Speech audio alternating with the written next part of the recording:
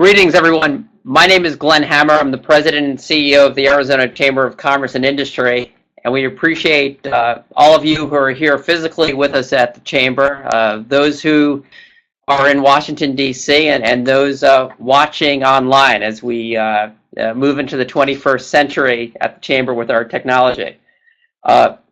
We know that this is going to be a very informative look at what just happened in the elections and what is likely to happen in 2015. And we're absolutely delighted to have Jennifer Duffy of the Cook Political Report. I enjoy reading your materials that reach Arizona, as well as our panel of experts from Total Spectrum with us this morning. What we do know is that with the results of the election, our congressional delegation will certainly have more pop than it did before the election. Our two U.S. senators, McCain and Flake, will now be in the majority, and our House members, regardless of whether the delegation breaks 5-4 Republican or 5-4 Democrat, will have more authority, as well as the total U.S. House number is, I believe, at a greater number than it has been in many generations.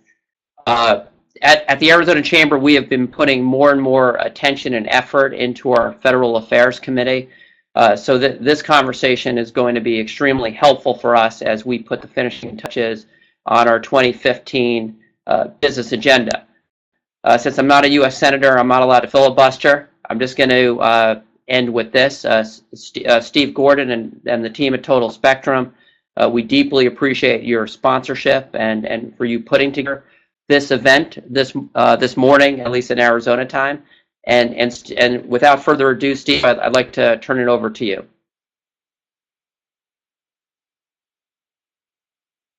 All right, we need to get the audio turned on over there. We can't hear you, Steve. Just 1 minute.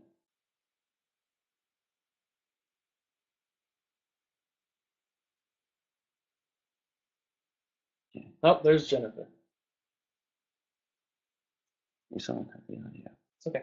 They can all hear you. Just say what Jennifer just got there, so I think we're going to get started right now. Okay, here you are. Can you hear us now? Yes, yeah. Now crystal clear. Thank you.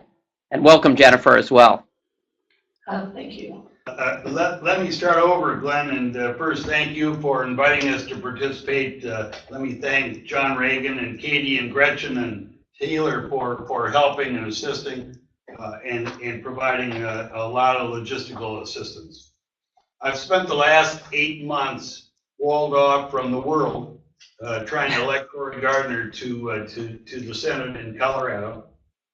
And I thought what I would do is tee off this morning and give you about 6-7 things that I think I learned over the past 8 months, sometimes day after day. The first was that I don't care what he says, President Obama was on the ballot.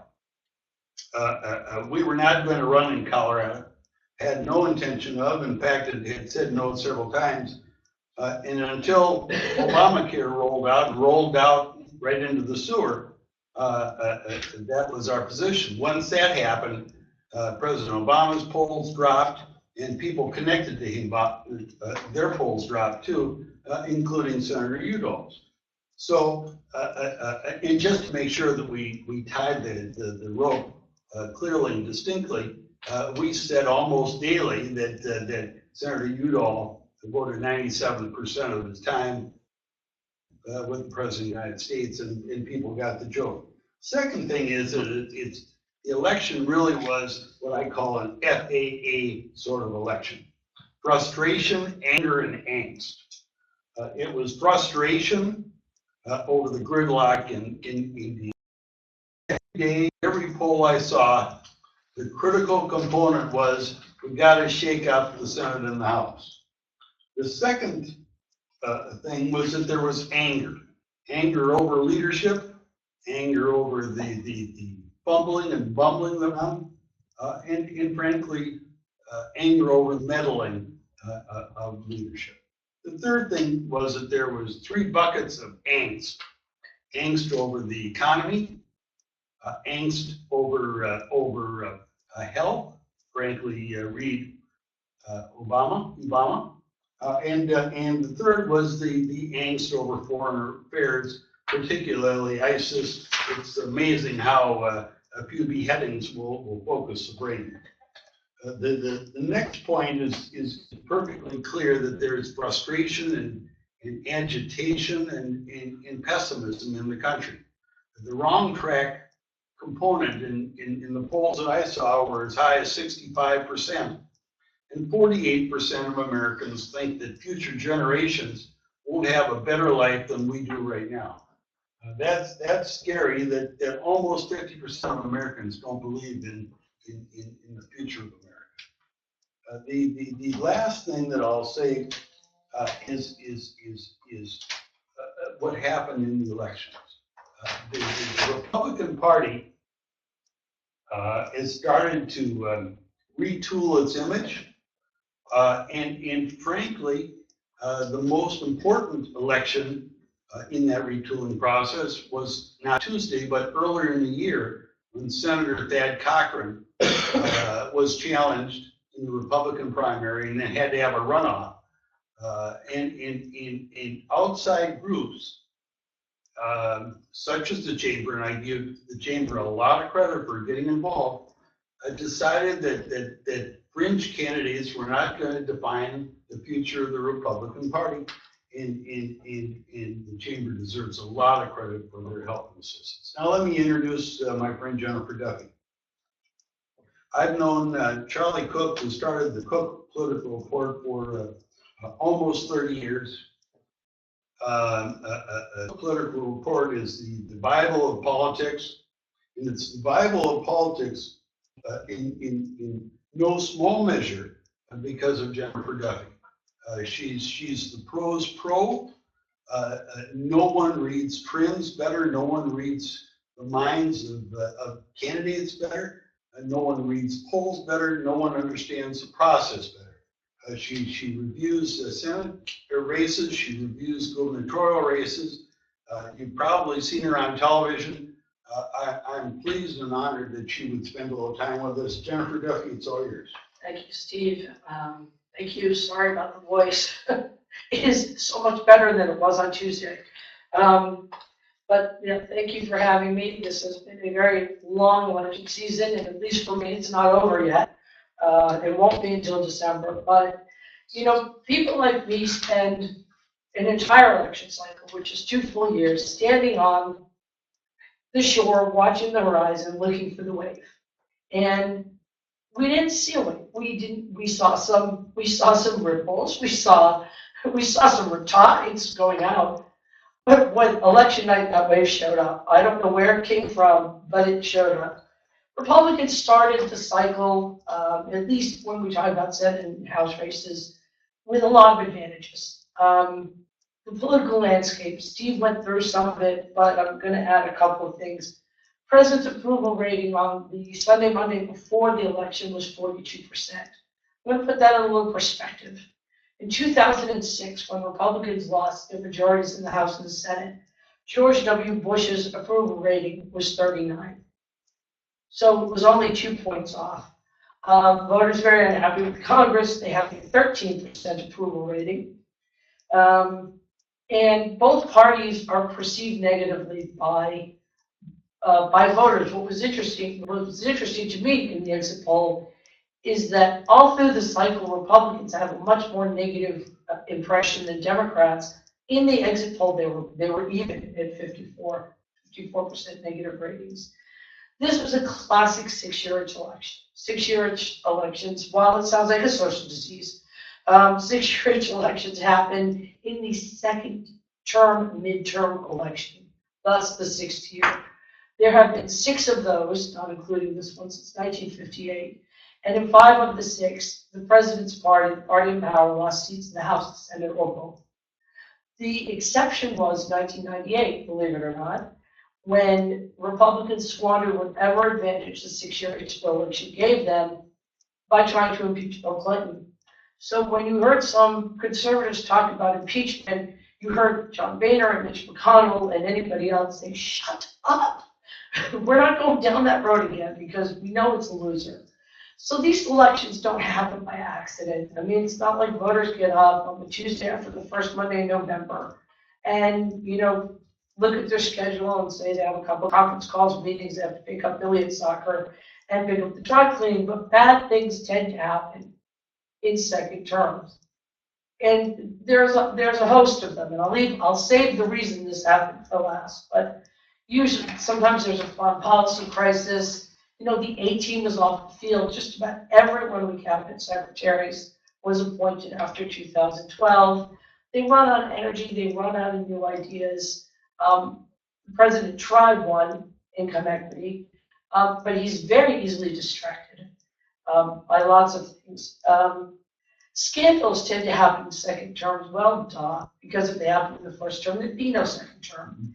And chickens come home to roost. Things that happen in the first term tend to come back in the second term in a negative way. Let's hold up maybe healthcare reform as one of those. Here's the reason for this year's 6-year election: the economy.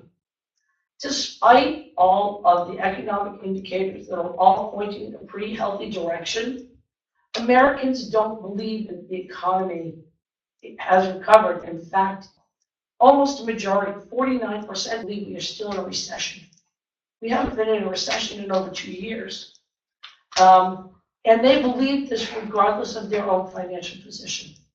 A lot of them will say, yes, over the last, compared to 2 years ago, I am much better off than I was. But they still don't believe the economy as a whole is healthy. Issues definitely played a big factor for Republicans. Yes, Obama was the biggest issue, but healthcare, the economy, foreign policy. Steve alluded to this, but I call it something else. There's another basket of issues out there, and I call them competence. So you can start with Benghazi. You can go through the Bergdahl prisoner swap, the IRS scandal, the Veterans Health scandal, the Secret Service scandal, the immigration crisis this summer. You can throw in ISIS there, although that's more foreign policy. And the last layer was, in fact, Ebola. Americans don't believe that they have a reasonable chance of catching Ebola, nor do they believe that any of their friends or family are going to get infected by Ebola. Their concern is that if there were a serious outbreak in this country, the government is not prepared to handle it. The government is not competent. And all of those issues fall into that competence basket. And that was a big driver for voters who actually came out and voted. Republicans had a great map, especially in the Senate. Democrats were in a position of having to defend 6 seats that Mitt Romney won in 2012 by 14 points or more. So that wasn't just winning, that was landslide winning. One more state, North Carolina, he won by 2 points. That was up. Redistricting that took place in 2011 have set Republicans up in the House of Representatives probably through until 2022, unless they really screw up. I don't dismiss that as a possibility, but they took care of business in 2010, basically. So what happened in the Senate? Democrats knew what they were up against. There's a pretty talented group of people. So their goal was to set this up as a base election, right? They pretty much only talked to their base. This wasn't about persuasion. This was about getting their vote out. So they talked about things like women's health, Social Security, Medicare, the environment, whatever sort of motivated their drop-off voters, because midterm electorates and presidential electorates are very different. The midterm electorate tends to be whiter, older, a little wealthier, a little better educated, and a little more conservative, but with a small c, not a big c. So their goal was to get enough of those voters to the polls on election day to balance turnout.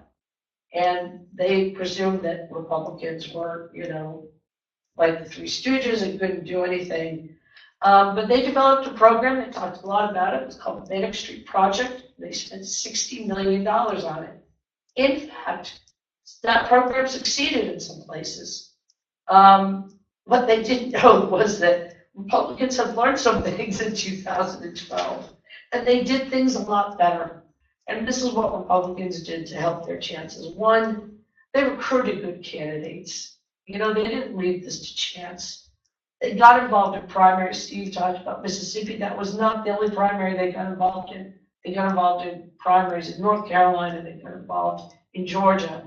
They got involved wherever they needed to get involved. You know, the chamber played American Crossroads, a group called Ending Spending, got in. They trained their candidates, which, and Democrats mocked them to no end for this, but, you know, their point was, like, you know, look, say, let's talk about abortion for a minute. Yes, you're a Republican, you favor abortion, but you know how to talk about it without sounding like Todd Aiken? That was their first pledge. Apparently, there was a sign on somebody's wall that said "No more Aikens." They modernized their campaigns, which badly needed to be done in terms of technology, and they focused a lot on voter contact and get out the vote, borrowing some strategies, frankly, from the Obama campaign. And Democrats never saw this coming, and it paid off. They did not lose a single incumbent in the primary. This is the first time in 3 cycles. They did not lose a single one of their own seats on election night, which is remarkable because they had a couple in real trouble. So what did they do? They won those seats by and large that Romney won. So they've picked up seats in Arkansas, Colorado, Arkansas defeating Mark Pryor, Colorado defeating Mark Udall, and North Carolina defeating Kay Hagan. Plus, they won open seats in Iowa, Montana, West Virginia, and South Dakota. There are 2 races still out. Alaska, where it takes them at least a week to count. And this is an electorate of 250,000 people. And Louisiana is going to a runoff on December 6th. That right now Republicans are favored, but you know, I don't count anybody out there. The House of Representatives, we expected Republicans to pick up seats, mostly because it was a 6-year itch election, and mostly because there were some Democrats who won in 2012 on Obama's strength, really. You know, he won by just enough to push them over the line. They only won by 51%. And we knew that not all of those incumbents would survive, and that is the case. We thought that Republicans would gain between 6 and 12 seats. Our House Senator tried to peg it right at 10. He's sorry. He's young and smart. This is where it stands now. Republicans now hold 243 seats. That is up from 234. Democrats hold 180. That is down from 201. There are 12 races left to call. There is one in your backyard. Ron Barber, that race is still being counted. Our sense is that he loses. Just judging the outstanding votes where they are, our House Editor's best guess is that he does not survive that. The bigger surprise, though, is Andrew Patrick surviving. Democrats did a very good job of turning Andy Tobin into somebody who was incredibly out of touch with the district.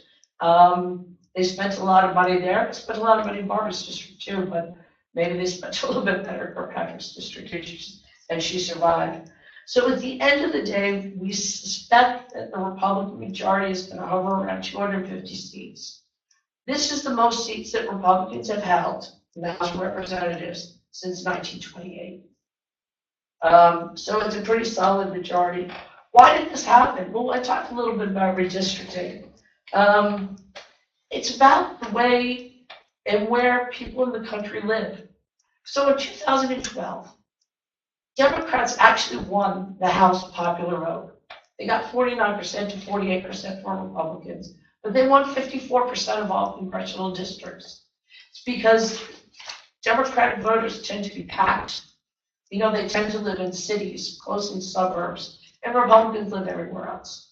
And so when it comes to House districts, The country's pretty well sorted out. We have not recalculated these numbers yet because we need all the races decided. But before the election, there were only 18 Democrats that sat in districts that leaned towards Republicans. And there were only 6 Republicans who sat in districts that leaned towards Democrats. But if you really want to understand how this country is sorted out, you have to look at President Obama's performance in 2012.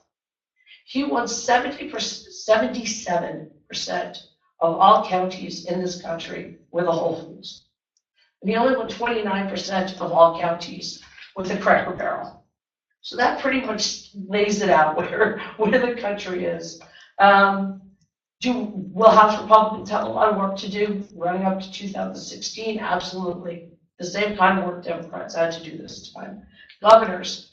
Governors were the most confounding thing all cycle because none of it was behaving like everything else. First of all, Republicans were on the defense. These governors that were up were elected in 2010, which was a Republican wave. So you have Republicans sitting in blue states and some purple states who were all in a lot of danger. And then you had crazy things happening, like suddenly Republicans being in danger in red states, like Kansas, like Georgia, things we didn't expect. Democrats had some of their own problems. They had governors who raised taxes in a way that voters didn't like. They had open seats that were in danger. All cycle, I thought that this was going to be Democrats' silver lining of the night. They were probably going to pick up 2 seats. And while they could talk about losing the majority in the Senate and not winning the House, they could talk about governors. And if they won Florida, we talk about nothing but Florida in 2016. Not only did they not gain seats, they lost some very interesting ones. Republicans only lost one of their incumbents. They lost Governor. They lost Governor Corbett in Pennsylvania.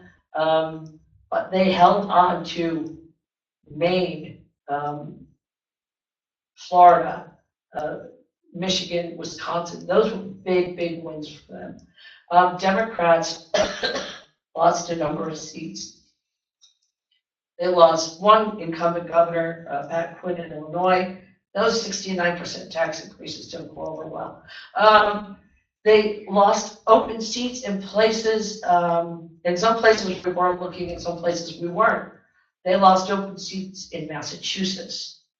They lost an open seat in Maryland, which fortunately I caught about 3 weeks out, but was a big surprise to everybody.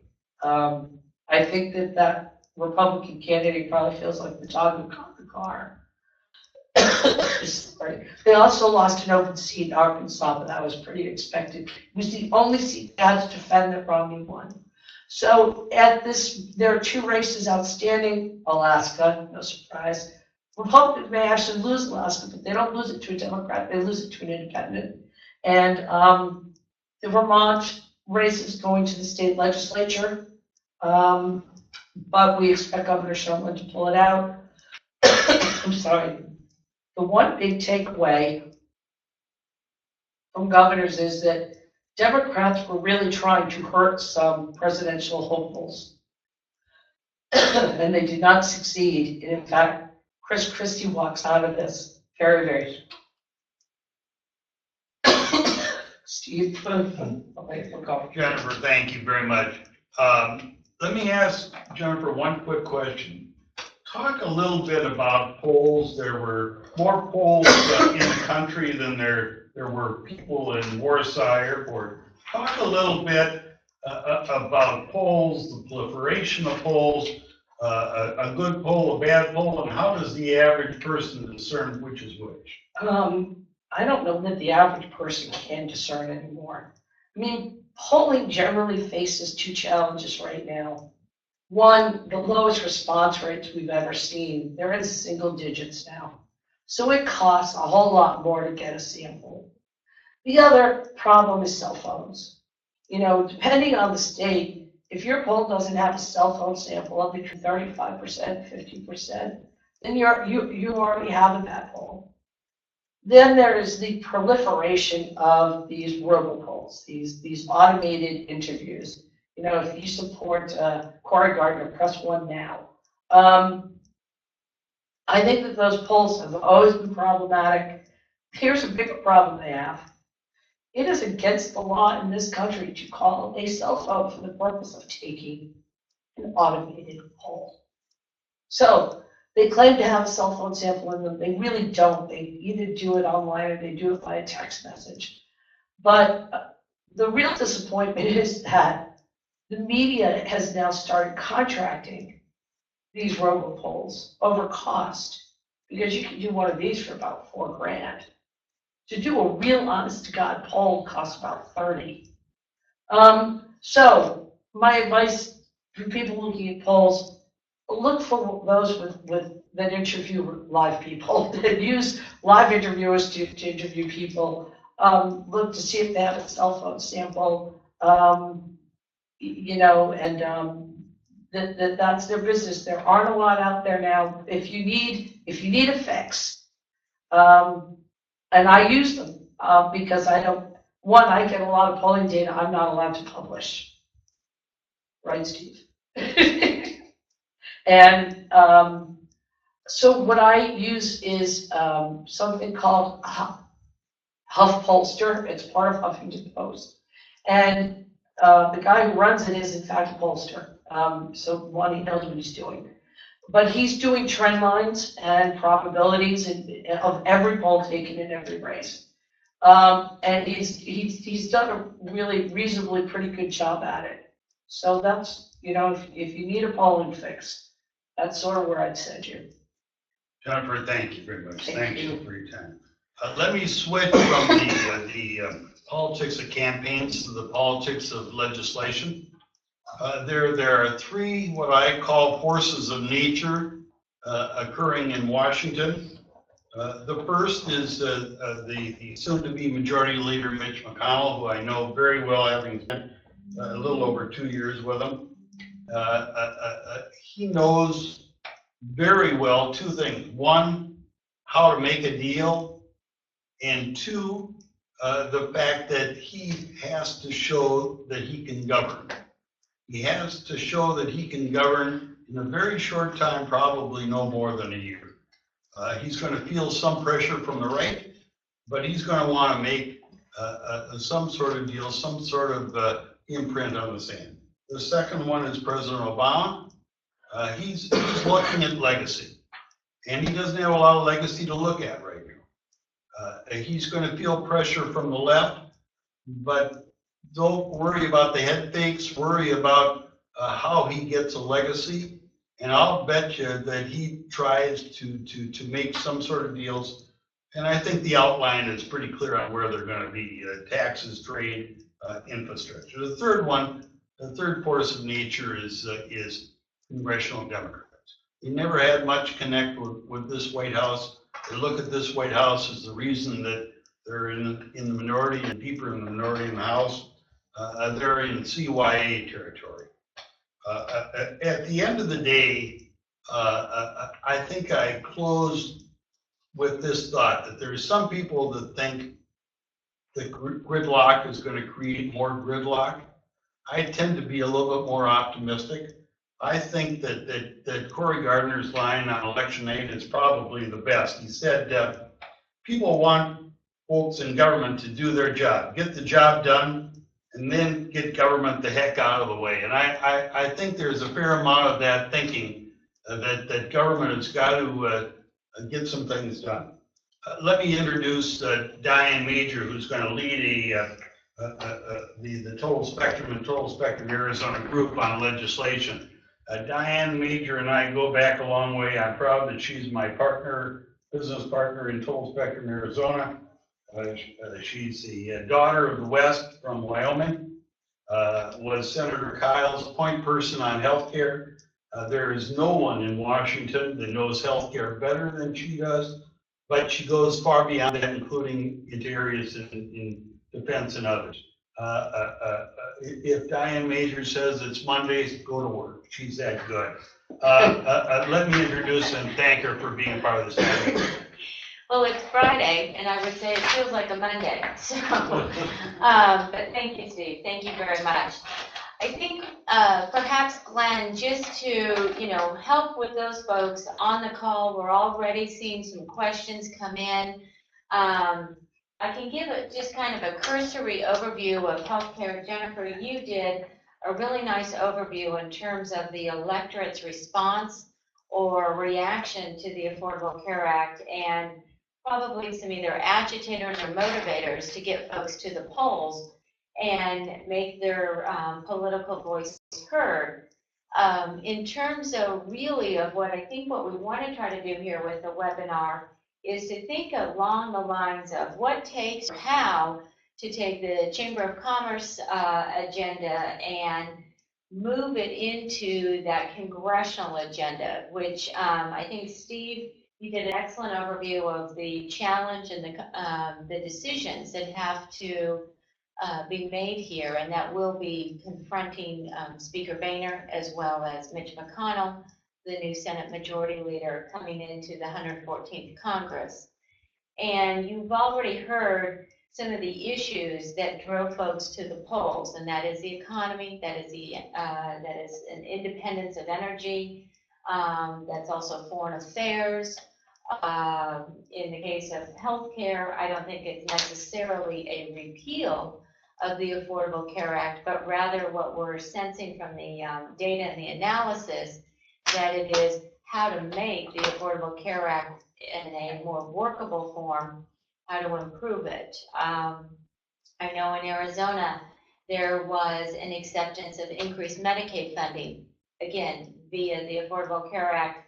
And so I think probably what some folks are looking at with the new Republican majority is how do we protect that? Another area of concern I know among folks out there in the state is the need for residency slots. This happens to deal with graduate medical education. There will be opportunities, we think, in the coming months in 2015, the chance to address that. And then we also have, I think, other areas of just medical innovation. And really one of the things that you've probably heard, or at least have been reading in the press, this new Republican majority in the Senate and the House would like to get rid of what they call the medical device tax. There is a concern that that excise tax, again, as passed under the Affordable Care Act, is a hindrance into innovation in the medical supply industry. And that is one of the first orders of business that both McConnell and Speaker Boehner would like to address. At this point, I'd like to either go on and either introduce the other experts that we have here around the conference table, Glenn, or would you like us to just, Glenn, I take that back. I understand you're not quite able to talk, so we can't hear you. But if you send me a little cue through the chat line, let us know if you'd like us to take a question. Okay, I guess sorry about that. We'll take questions at the end. So what I think I'd like to do at this point is, why don't I introduce Jim Miller. And he is one of Washington, D.C.'s renowned tax experts. We would say that Jim is probably the walking encyclopedia of the tax code. It's pretty exhilarating stuff. And really, I think that's probably the best way to start this program, because there is a lot of discussion right now in a lame-duck scenario, what happens with tax extenders, and then what happens in 2015, either hopefully a little bit of corporate tax reform, and if we can, maybe a little individual rate reform. Jim? Well, thank you very, very much. And I thank you, Steve, and thank you, Jennifer, for really laying out the political backdrop to what I'm going to say, because nothing happens in a vacuum in Washington in terms of trying to pursue tax policy.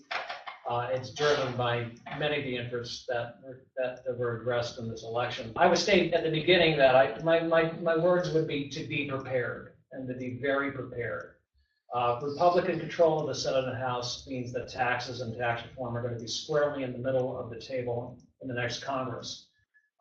Speaker Boehner and incoming Senate Majority Leader Mitch McConnell, when they began their press conferences over the last 2 days, it was not long before they talked about tax reform being one of the issues that they feel most strongly about handling in the next Congress. They're looking at job creation, they're looking at the economy as number one. But those are the two major reasons why taxes will be on the table. Motivating job creation and the economy will be to somehow find a way to repatriate $1 trillion of income from abroad to the United States. So in other words, multinational corporations will really push tax reform. There's really bipartisan support for doing so. That means repatriating those earnings at single-digit rates rather than top corporate rates. Also motivating action will be a highway bill, which Ann will talk about, but part of the highway bill will involve taxes. And then Diane mentioned the medical device tax. There's bipartisan support to repeal the medical device tax. It would also, repealing it would blow a $27 billion funding hole in the Affordable Care Act. And so whereas there's bipartisan support, it's a matter of how do you get there. And in Washington, you never pass a tax bill that addresses one issue. It becomes, because particularly since Mitch McConnell is going to be opening up the Senate floor to amendment, a medical device tax taken up by itself would become a magnet for every other amendment we can imagine with respect to the code. So but there's support for doing so.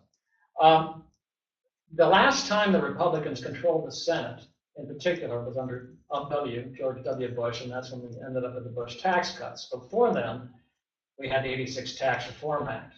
Senator Hatch is very committed to doing tax reform. We talked legacy. He wants his legacy to be tax reform. There is pent-up demand on both sides of the aisle to do something. Republicans take a very different approach to tax reform, however, than the Democrats. They start off with agreement on corporate tax reform. Everybody agrees we have the highest corporate tax rate in the industrial world. It's a matter of how you get that down. You get it down by raising taxes and maybe eliminating some corporate tax preferences, or you do it in what the Republicans might support, which is without raising taxes.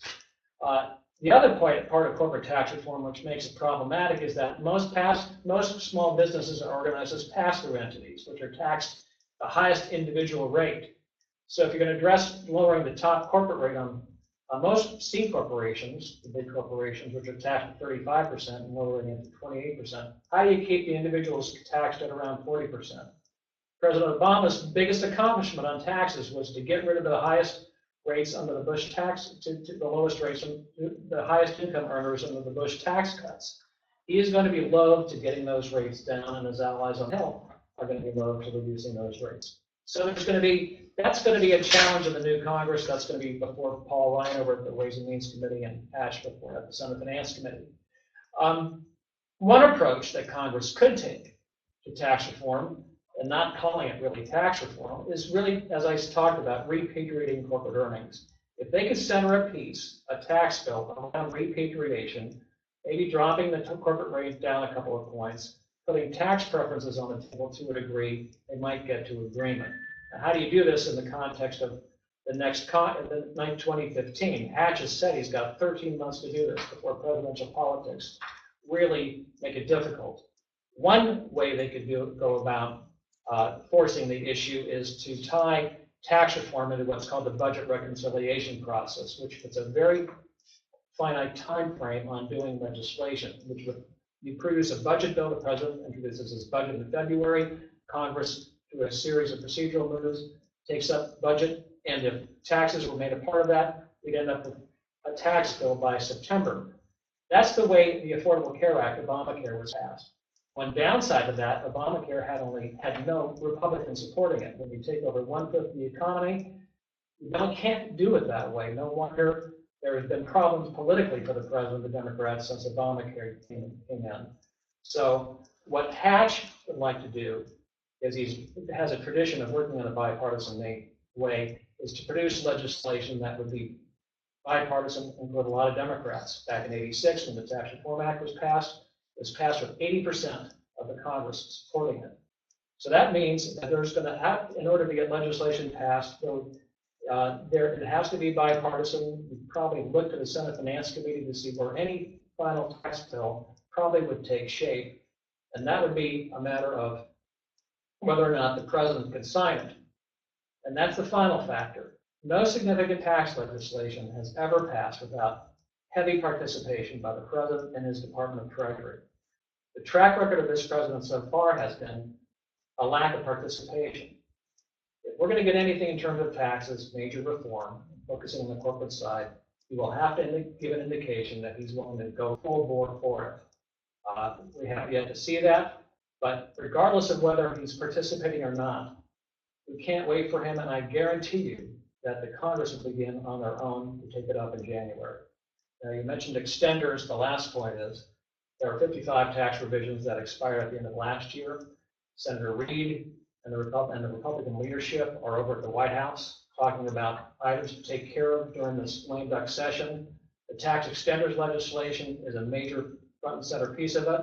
Mitch McConnell has indicated he would like to get rid of all this kind of carryover stuff so we can begin the next Congress with a clean slate. I expect those 55 tax extenders to be passed, a 2-year extension on all of them. So that's where we are, and I turn it over to Diane again to introduce our next speaker. Thank you, Jim. And if you thought that was a plethora of information, we have Ann Warner here, also with Total Spectrum. And Ann has really, I mean, she has just a pedigree that really is unparalleled to anybody. Her knowledge of infrastructure, and I really want to just say the tools in which to jumpstart an economy. Ann is the go-to person on the highway bill, on all sorts of different either water projects, other types of infrastructure needs that face municipalities, that face the state. These are often bipartisan initiatives. And I think Ann provides, what are we looking at here, Ann? Almost 30 years of experience on Capitol Hill and working with procurement. Take it away. Diane, thank you very much. And everyone, it's a pleasure to share this time with you. As we all have said, and I will echo again, that this is an exciting time in our nation's capital. A lot of change is happening and will continue to happen. But more importantly, I think a foundation for real decisions to be made, moving forward. And one of the issue areas for decisions to hopefully be made will be in the outstanding infrastructure challenges that we face as a nation, and also just unique challenges facing each state, such as in Arizona. First of all, I'll just kind of talk a little bit about the lame duck. From the transportation infrastructure side of the field, one of the biggest questions we have is whether or not there will be a continuing resolution or whether or not we're going to have an omnibus appropriation.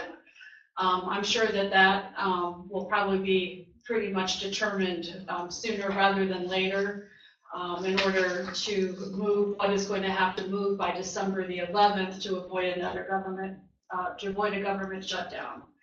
Along with the funding scenario, which would of course continue federal funding for the rest of this calendar year. We also have the tax extenders, as Jim had mentioned. If the infrastructure community, if you're very, very optimistic, you will hope that during the debate of a tax extender, there could be some sort of an answer or some sort of a solution found for funding the MAP 21 reauthorization.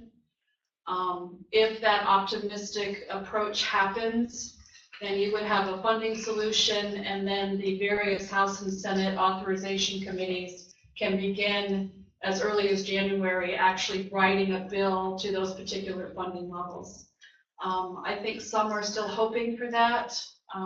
I honestly don't see how that logistically can happen with some of the other issues that are pending and have equal or if not greater priority.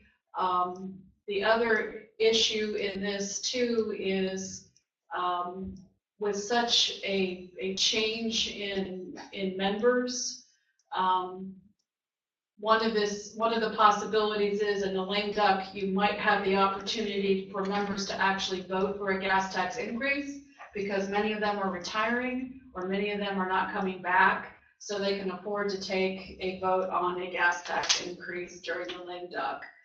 So we'll just have to kind of watch that and see how that plays out moving forward. In terms of the remaining agenda for the new Congress, one of the issues for MAP 21 reauthorization will again be alternative financing and public-private partnership approaches.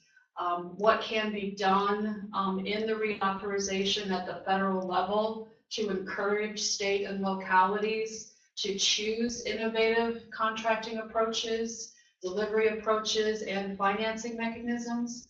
But I think, though, that a lot of the policy decisions were made in MAP 21 to help accelerate project delivery, which is a good sign, a good step forward. And also, I think that there is a recognition among policymakers that a public-private partnership approach or innovative financing is not free money. And still difficult funding decisions are going to have to be made and tools to be provided to state and local communities as to how to raise money and how to secure long-term funding and certainty as states and localities continue to plan for their transportation projects moving forward. One of the interesting issues about infrastructure funding is that in addition to the governor races, where we now have many new governors, chances are many states have DOT commissioners or DOT secretaries that are actually appointed by the governors. So we may have a little bit of lag from state DOTs able to actually actively engage in the debate early in the year, but hopefully that will solve itself out as the MAP 21 authorization process moves forward.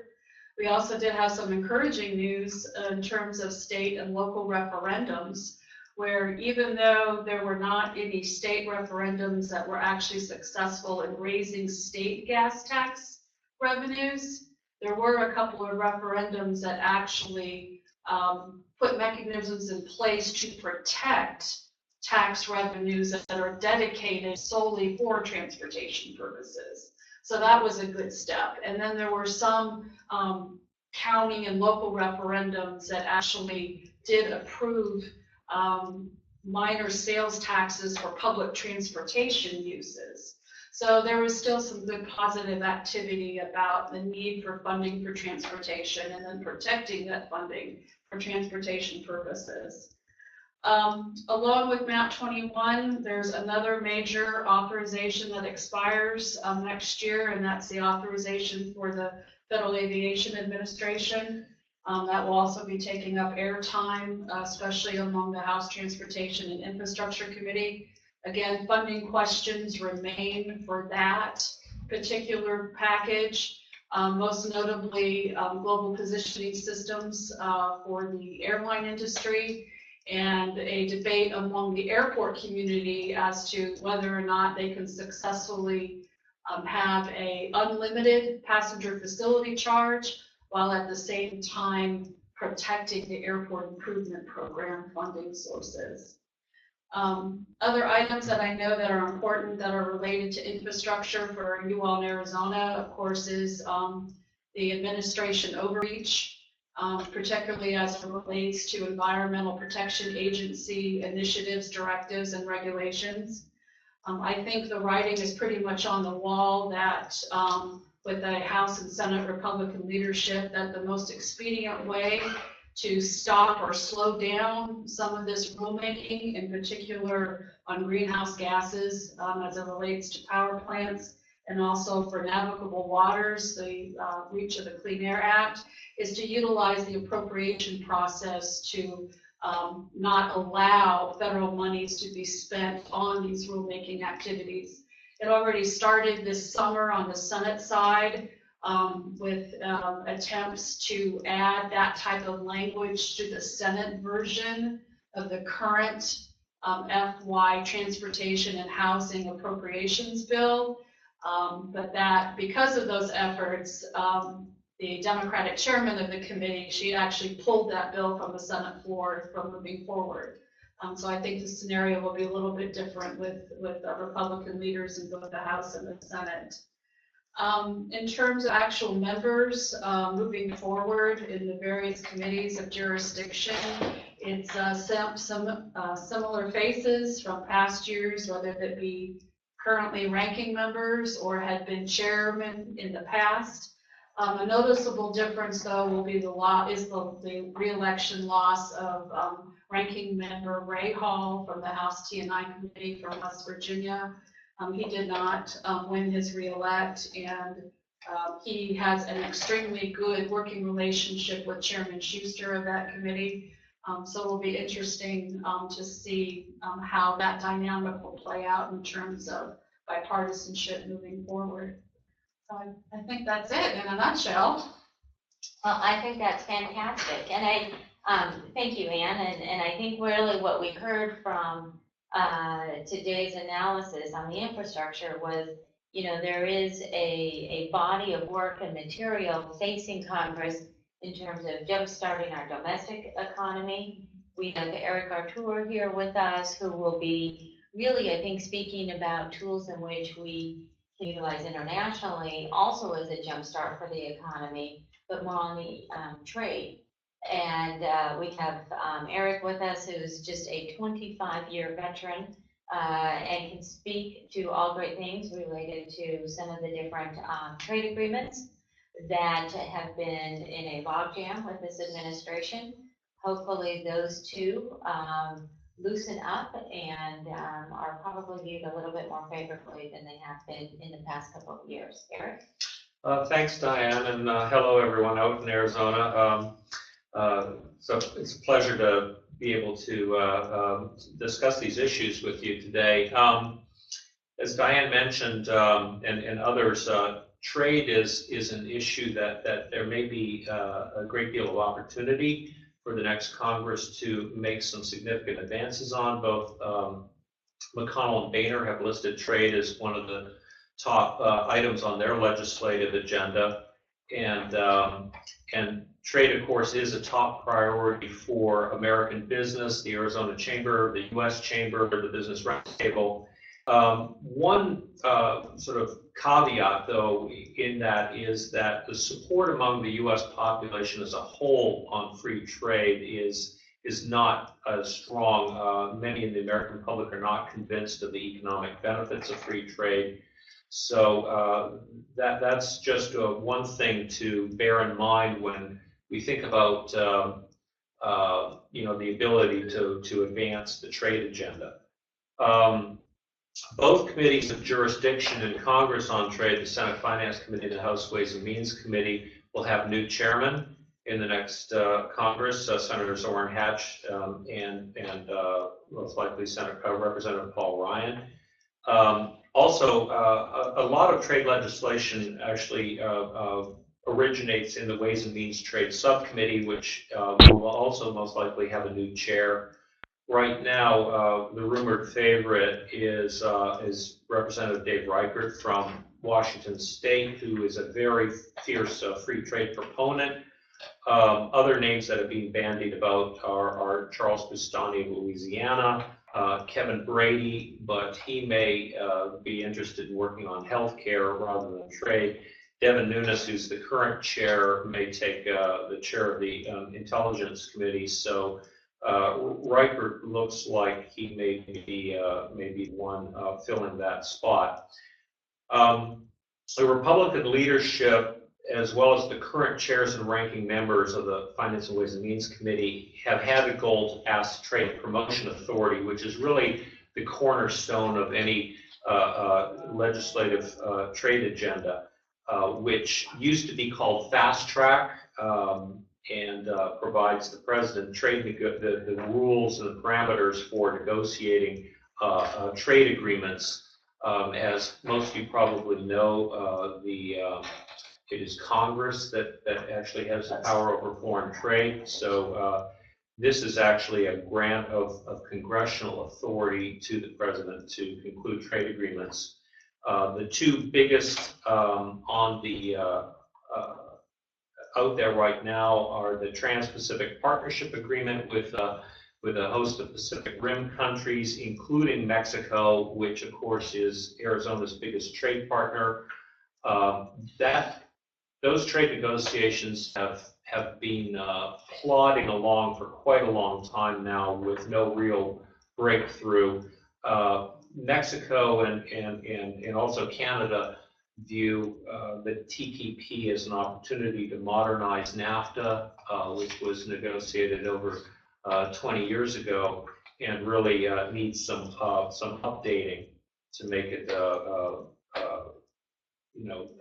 more consistent with the way business operates now. The other big trade negotiation sitting out there is the Transatlantic Trade and Investment Partnership with the European Union. And it's really seen that Trade Promotion Authority will help break the gridlock on those deals and help conclude them. There was earlier this year, there was a proposal on TPA that was put together by then Finance Committee Chairman Senator Max Baucus, Senator Hatch, and Dave Camp, the outgoing chair of the Ways and Means Committee.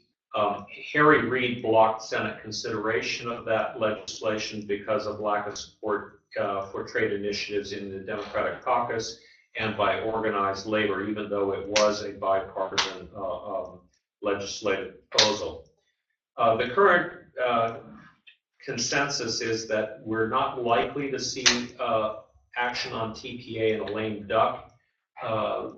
Most likely the new chairman will want to put their own stamps on the legislation.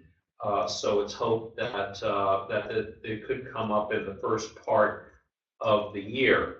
However, there are some challenges here on TPA specifically and trade generally. First of all, it's pretty clear that there will need to be Democratic votes to get TPA through Congress, and particularly the Senate, because there are expected to be some challenges lining up Republican votes, particularly from Tea Party Republicans, who are going to be very loath to provide any new authority to President Obama. But the interesting dynamic here is that this could actually put Obama a bit in the hot seat. Both it will force him to try to deliver Democratic votes in support of TPA among a very reluctant Democratic caucus in both in the Senate, but particularly the House. And it will also, assuming that TPA passes, really prod him to deliver on trade, which he has not done so far. He's been a very sort of, at best, passive proponent of trade, and really hasn't shown the sort of commitment to get these trade agreements over the goal line. So there are other pending trade initiatives that could be included in a trade package, and like tax, any trade package could be included on reconciliation later in the year. These include some initiatives that are important to portions of the business community: the renewal of the Africa Growth and Opportunity Act, renewal of the Generalized System of Preferences trade program, which provides duty breaks to imports from developing countries. Another big one for a lot of companies is a miscellaneous tariff bill. This is temporary duty suspensions, and I know that the Arizona Chamber has identified tariff inversions as an issue that's big for them. This is where the tariffs of components are higher than of the finished product. And tariff suspension bills may be one way to deal with that. That MTBs have traditionally passed the Congress without opposition, but it got sort of wrapped up in the whole argument over earmarks and in opposition to earmarks. Some members describing miscellaneous trade bills as trade pork, which they really are not. If you view them correctly, they're really tax breaks to business, and that's the way they need to be sold to the particularly Republican members in the House. Turning to Customs and Border Protection, another top issue identified by the Chamber. We believe that Arizona really has an opportunity to build itself as a global commercial hub for the 21st century. Arizona is a key transportation corridor from the ports of Los Angeles and Long Beach eastward. That's rail and the highways as well. And Arizona, of course, is a very business-friendly state, obviously much more so than California. So we believe that there are really, really tremendous opportunities building on trade to position Arizona as really a great place to do business.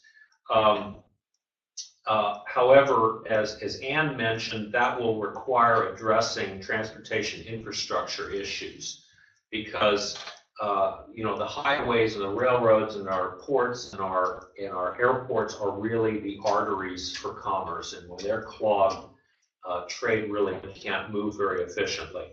So one priority for the Chamber also is, in the context of these infrastructure issues, is to build out the Nogales-Mariposa border crossing, which currently handles over 300,000 trucks a year coming from Mexico. And there's a real need to ensure that there are sufficient number of customs officers there and equipment to handle expected growing trade with Mexico, Arizona's biggest trade partner. So Congress is, as Ann alluded to, Congress is under increasing pressure to address the nation's decaying transportation infrastructure, which we believe could really present opportunities for Arizona and turning it into a key transportation corridor from California eastward and from Mexico as well. Among the things that could be looked at here are creating foreign trade zones in Arizona to enhance the partnership in manufacturing, in particular between the northern Mexico and the maquiladoras there and Arizona. There's also a lot of agricultural trade that goes back and forth across the border there as well. So, we have a lot of experience working with Customs and Border Protection and with Congress on these issues. And we look forward to working with you to really make some significant headway on these issues. I just mentioned, I've already talked about tariff inversion and tariff reform. There's Exim Bank reauthorization as well, which also factors, is an important factor in the overall trade agenda. Ensuring that American exporters can really have the sort of financial backing to be able to do their business globally, and so we, as I said, we're very much looking forward to getting cracking on these issues. And I'll pass it back to Diana. Thanks. Well, thank you, Eric. And I think, just real quick, I don't think our presentation would be complete if we did not just kind of go back to what you're experiencing out there in Tucson. And there's a big spotlight, obviously, on the McSally Barber race. And hopefully we'll have some results, or at least some firmer knowledge here in the days to come over the weekend. But a lot that is garnering Congress's attention right now is the issue of foreign affairs, and what do we do in terms of some of these Middle East policies or challenges that did not just confront Congress and the administration. They've been stewing for a little bit. It's just that you had Congress out for the election, and now with members coming back, returning next week, this will be up close and personal for them to address. And one of would be useful in outlining here real quick, and just maybe a refresher or a reminder to those on the call, still outstanding is the passage of a defense authorization measure. Typically, that does get handled in July. The Senate decided to take a pass, and the decision was to wait until members return in November. In addition, just a reminder for folks here on the call, we are still functioning or operating under a continuing resolution, and that does affect the Department of Defense and the different divisions there within. And so the question, I think, confronting leadership is, what do we do given the Islamic State and the administration's desire to have a war authorization vote? How do we handle that in a continuing resolution environment where our funding expires December 11th? So if we thought the Affordable Care Act was a challenge, I think some of the different international issues are probably even more significant and greater. And you're seeing some of that play out on a local level there between Martha McSally and what happens there with the A10, really what happens there with the base and its economic vitality for the community. Last but not least, also on the international front, is the issue of Ebola. I think we had one of the questions come in that we just saw. I don't know if we'll have time necessarily to get into all of that, but we certainly make ourselves available for discussion thereafter. And so I'll look to Glenn and Taylor to advise. But at least in terms of funding for that current effort right now, the administration has sought another $6 billion, and this will be mostly for CDC and USAID. Again, that is a funding request that they want now, and not something that would come up in March 2015. So anything else? I think maybe Jim, you might have had a little food for thought on the A10 and.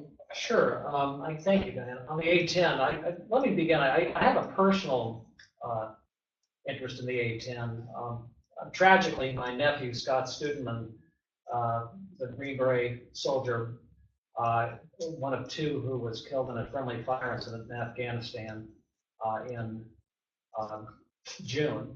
And it was a friendly fire resulting from two 500-pound bombs dropped by a B-1 bomber on their position.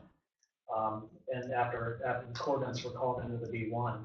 B-1 is a strategic aircraft not really designed for tactical use on the battlefield by our special forces. The preferred aircraft for our special forces were at the tip of the spear in fighting our country around the world. The preferred aircraft is the A-10. Senator Kelly Ayotte of New Hampshire does not have a component part of the A-10 manufactured in her state, yet she's taken a personal interest not only in that incident, but also in the continued funding of the A-10. And she serves as the ranking Republican, soon to be the chairman of the Readiness Subcommittee of the Armed Services Committee, which Senator McCain would chair. She's working very closely with Senator McCain on continued funding for the A-10. As you know, the Department of the Air Force and the Department of Defense have sought to cut the funding. There are two authorization bills, one in the House, one in the Senate, that Harry Reid and Mitch McConnell would like to bring up during the last session. Both would call for continued funding of the A-10. They also have appropriations bills in the House and Senate, which would also call for continued funding of the A-10. In fact, the Senate version is even stronger than the House version because the Department of the Air Force, to get around obvious defunding of the A-10, wanted to so-called fund it, but cut the manpower behind it by using it as a backup aircraft. That ploy was defeated in the Senate on a bipartisan basis. So a lot will depend on what happens in the lame duck as to the funding of the A-10. And of course, then you get into fiscal year 2016 authorization and funding. Thank you, Jim. So I think it might be useful at this point in time to maybe just address some of the questions that have come in. We have about 3 questions, healthcare related, and then 1 environmental. Again, Taylor and Glenn, we make ourselves available if folks on the call did not have a chance to have their question addressed. More than happy to set up a conference call and help the folks back there, back at home, get some answers to some much needed issues of concern. One of the first questions, just to kind of mix it up, if that's okay, we'll do a healthcare and then maybe a healthcare, and then we'll go environmental, and then we'll come back to healthcare. So, one question that came in, the Affordable Care Act, repeal or replace, or is it just making adjustments? I think we're going to see a congressional response that hits all 3. And the first order of business coming up in the I think probably the January to February time period for Congress is to do a repeal vote, or to consider, I should say, a repeal vote for Obamacare, as Republicans probably affectionately like to refer to the Affordable Care Act. I do think that it goes without saying that a repeal vote is dead on arrival. We still have a Democratic president, and he would veto that. I also do not anticipate receiving 60 votes out of the United States Senate. So that will probably fall flat. And then we'll go into the GOP agenda of how would we replace. And then really more importantly to really the third question at hand is how do we make adjustments? How do we fix it? How do we improve it? Bob Corker, senator from Tennessee, was quoted in the Wall Street Journal back in July saying that exchanges are good. Now let's try to make these things actually work. So first question. We also got another question here, and again, we're going to go into some of the more specific Arizona Chamber of Commerce agenda items. So I'm going to save one question that we received regarding graduate medical education, but I'm going to go to kind of the large bucket of items related to healthcare, and that is one that came in regarding Medicare Part D. And excellent question. We received an inquiry regarding Medicare Part D, which is involving the prescription drug benefit, and whether or not the administration is trying to roll that back. Certainly a very, very important item, or an important benefit, I should say, in the state of Arizona with the number of senior citizens residing. And the federal government, the Federal Employee Health Benefit Program, actually runs its prescription drug benefit unit out of Phoenix. And so this is something that is probably near and dear to everyone's heart out there in the state. I can tell you that some of the discussions that I at least have been privy to involving this administration, they are not necessarily rolling back Medicare Part D, but boy, are they offering up some guidance that makes it pretty darn hard to efficiently administer the program. They issued a very, very disconcerting rule back in the spring that must have been probably 800 pages long. And fortunately, through a great bipartisan effort, both on the House side and the Senate side, and one of which that was embraced even by Senator Chuck Schumer of New York, believe it or not.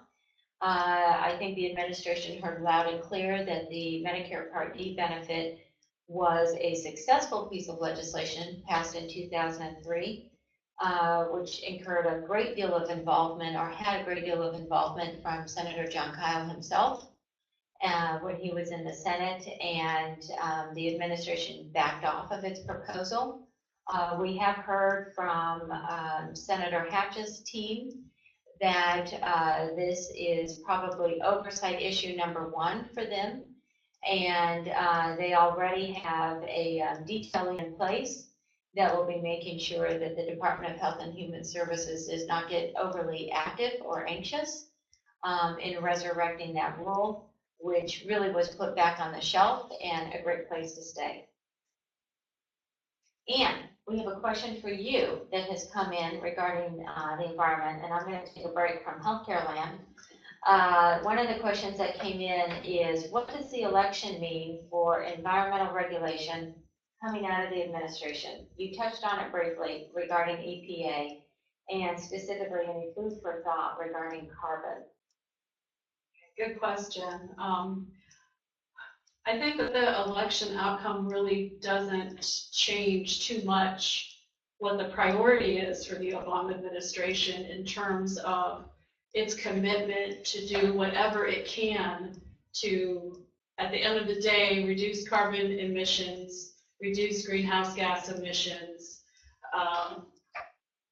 that the climate change debate, the global warming change debate, however you want to phrase it, is still a priority for the administration. The administration has pursued very aggressively, as you all know, various either executive orders or rulemaking following the U.S. Supreme Court decision of a few years ago, which basically says that if an administration chooses, it does have the legal authority to regulate these particular activities under the guise of the Clean Air Act. So the key is whether or not the administration chooses to do so. And if you might all remember, that Supreme Court decision actually was issued during President Bush's last years of his administration. And the Bush 43, the administration, they basically didn't fund the EPA office. It was not a priority for them. But the President Obama and his administration took that opportunity to heart and are making every opportunity for them. So I think that the rulemaking or the intent to continue the various rulemakings that are already in progress, most notably on the navigable waters under the Clean Water Act, under the proposed advance notice of proposed rulemaking for existing coal-fired power plants, for new coal-fired plants will continue. The activities that are going on right now in terms of all the modeling for the particular metropolitan areas as to which particular sources there are emitting the carbon gases and what the reduction target should be, those efforts will continue as a part of the administration's rulemaking process. However, the key is that in order to stop those regulations from moving forward or able to stop the administration from working on those regulations, is for specific language prohibiting federal money to be spent on those activities. And that's where we can anticipate to see riders successfully being included in the appropriation bills to stop that activity or at least delay that activity until more time can be identified to really sift through the issue. I will note that at least the House Energy and Commerce Committee, I think they're slated to hold a markup during the November days of the lame duck to move through particular pieces of legislation that had stalled in the previous Congress. And I know that one is a piece of legislation that would require a more thorough analysis and transparency of the data that is being used by the Environmental Protection Agency in justifying their positions or their decisions moving forward. So we're already starting to see a little bit of the pushback already starting in the lame duck. So yes, it will continue to be a priority for the administration. Yes, the administration will continue to move forward. However, now with the Republican-controlled Congress, there's more tools available and more numbers to get the particular provisions in law to at least slow down the process. Thank you, Ann. We have one final question. We're going to go back to healthcare, and I think speaking of having more tools at one's disposal, We know that there has just been a great deal of interest there from all of the different exceptional, just to be underscored, Arizona hospital systems out there in the state, and really trying to look for ways in which one can grow our primary care residency positions, because the trend is where one does their medical residency, they generally stay. And so when there is a physician shortage confronting the country, particularly in the state of Arizona, when you have such a large senior citizen population, this is something that's first and foremost on everyone's mind. And it definitely does keep the hospital administrator up at night.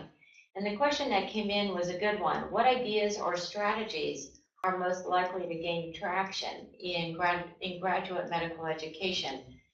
Is this something that it'll be just left to the states to address, or are picking up on Ann's comment here and the operative word tools at the federal level? And I would say probably a little bit of both. In this new environment post-Tuesday, we do have a reconciliation opportunity, which Jim outlined really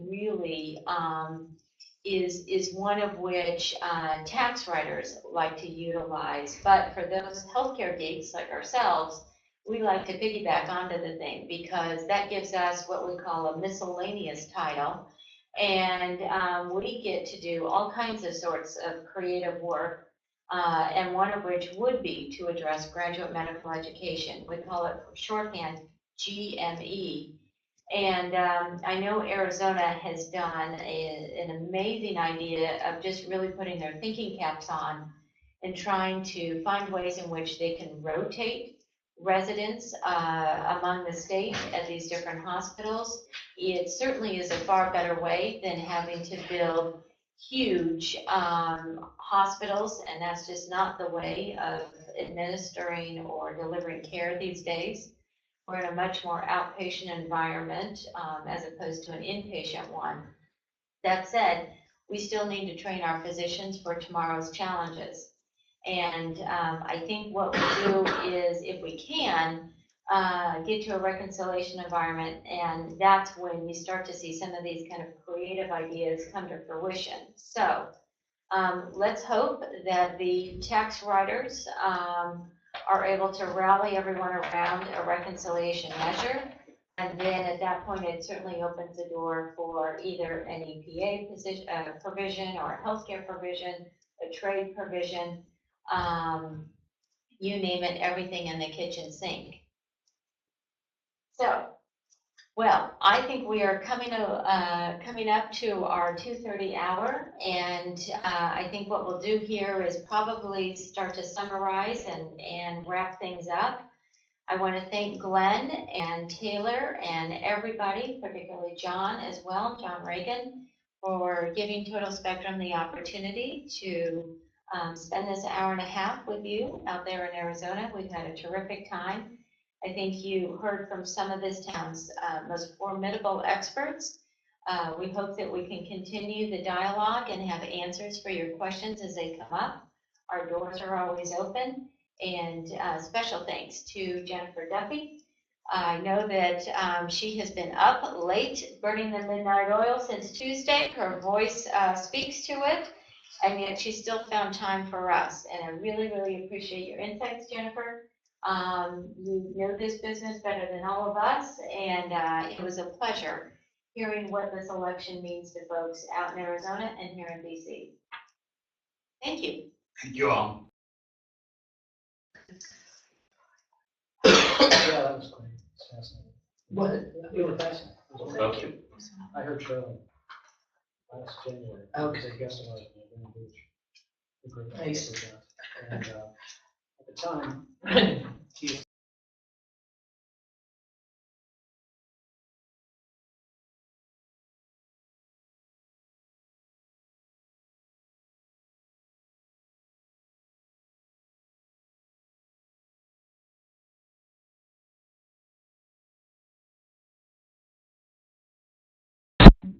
Okay, for those who are not able to lip read, I'll repeat the comments.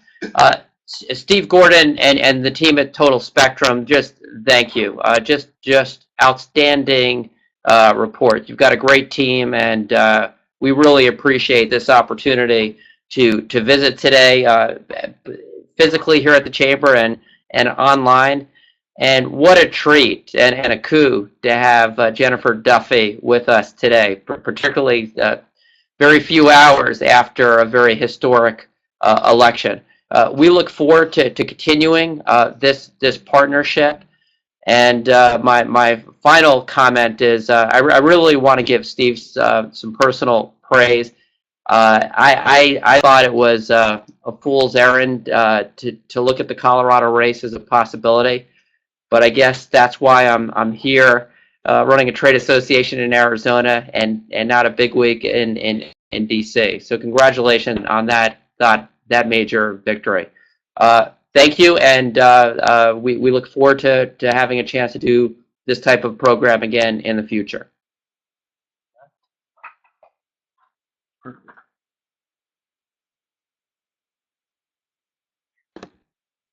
All right.